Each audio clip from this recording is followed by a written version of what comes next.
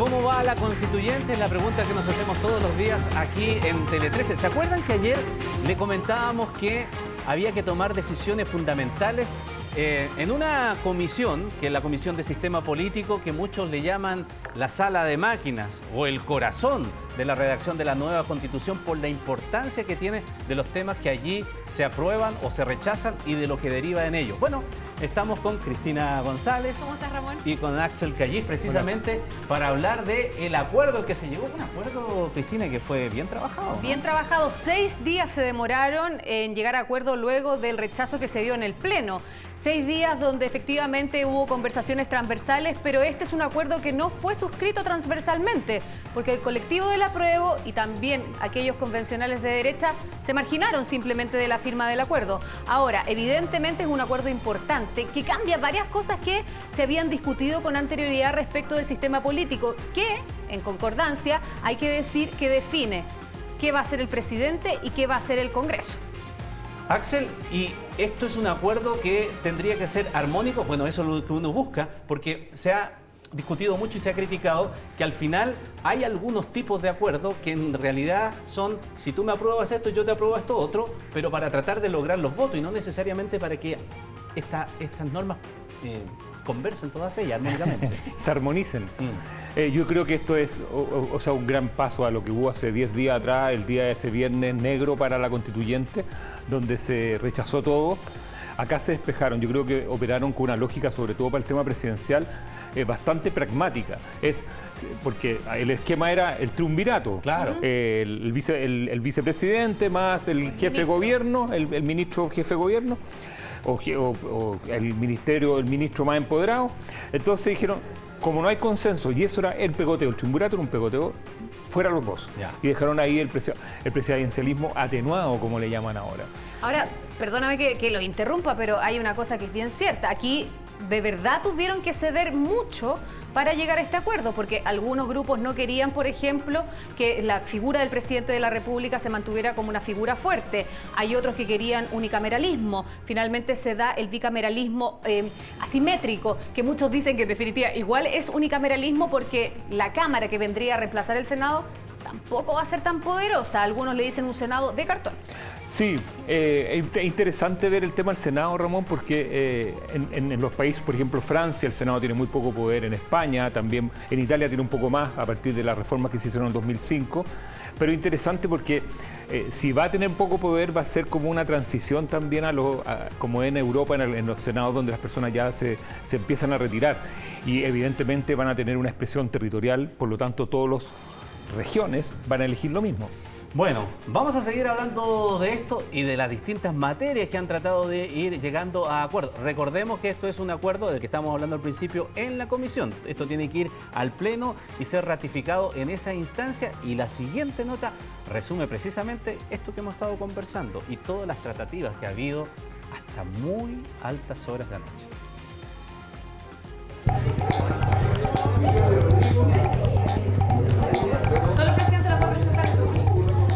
Para eso hemos trabajado, para tener los 2 tercios.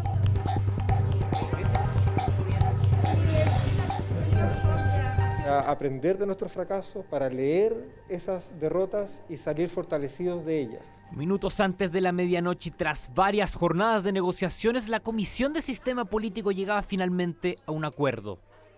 A través de sus redes sociales, algunos celebraban el humo blanco y el presidente Boric enviaba esta mañana sus felicitaciones a un entendimiento que tuvo al PC, al PS y el Frente Amplio como protagonistas, pero no todos quedaron conformes. La coalición de Boric tiene ya tantos problemas y divisiones internas que a un acuerdo al interior de la coalición le llaman incluso acuerdo transversal. Consolida la eliminación del Senado y así se da paso a lo que ha sido el objetivo desde el minuto 1 en esta convención por parte de ellos, que es de concentrar el poder en este Congreso unicameral. No va a funcionar. Claramente tiene los votos para poder pasar por el Pleno.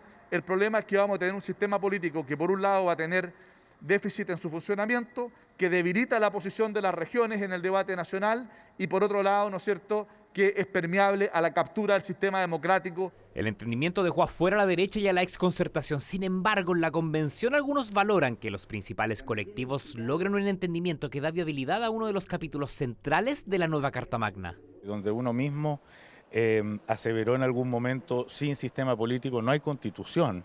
Lo que podemos decir es que aquí empieza a haber sistema político.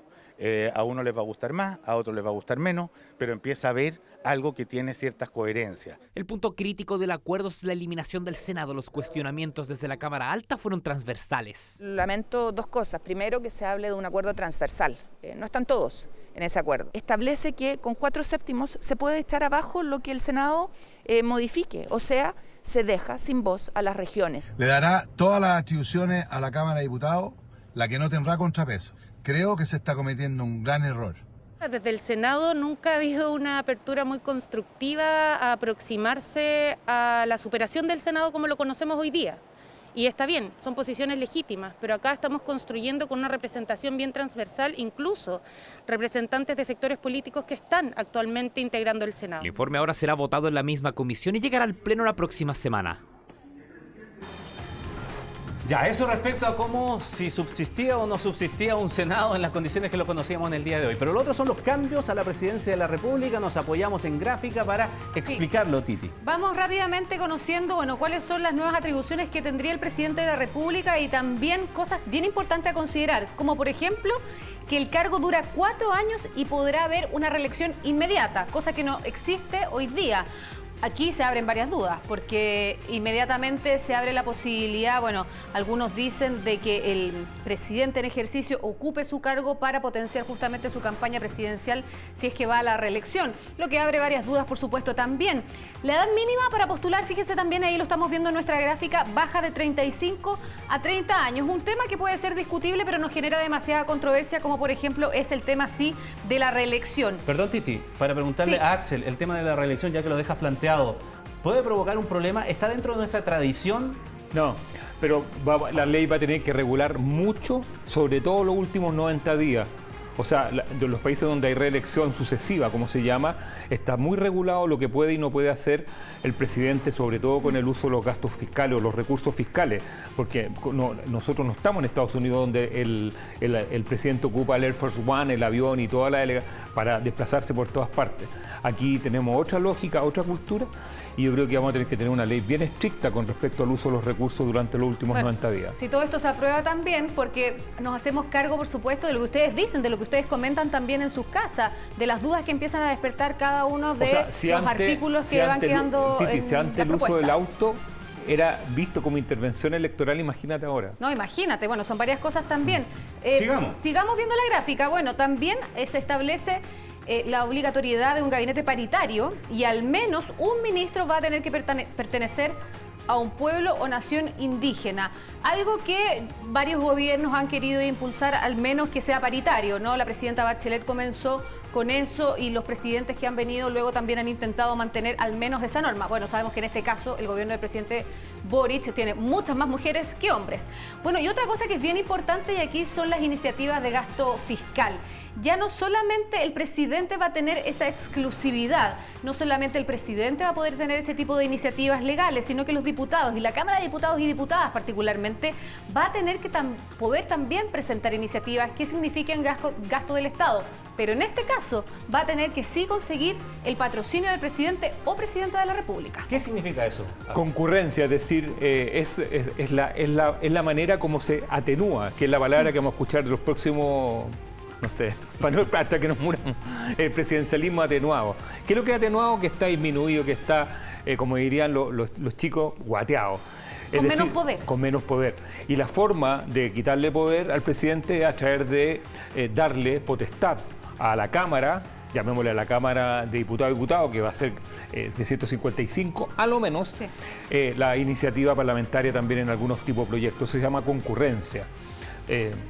Yo me imagino ahí, perdona Axel, yo me imagino ahí inmediatamente con el tema de los retiros de fondos de las AFP. Claro, lo que pasa es que tiene que haber juntar firmas primero. No es automático que yo como diputado un día me levanto y digo voy a hacer un quinto retiro. Claro. En esa época vamos a ir como en el 10º retiro. Pero en el fondo lo que va a tener que hacer es juntar firmas para presentar. Creo que son menos de un tercio y más de un cuarto para patrocinantes.